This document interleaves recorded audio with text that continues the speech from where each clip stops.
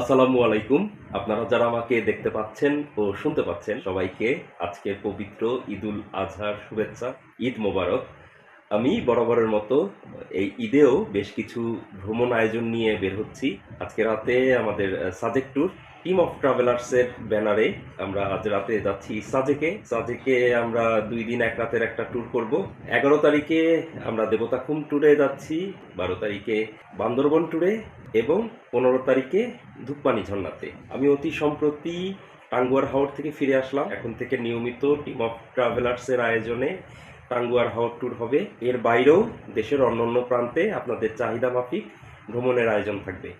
সবাই আমার জন্য, টিম অফ ট্রাভেলার্সের জন্য দোয়া করবেন। আপনাদের জন্য দোয়া থাকছে। কে কোথায় ঈদ উদযাপন করছেন, কে কোথায় ভ্রমণে যাচ্ছেন, কমেন্ট করে জানাবেন।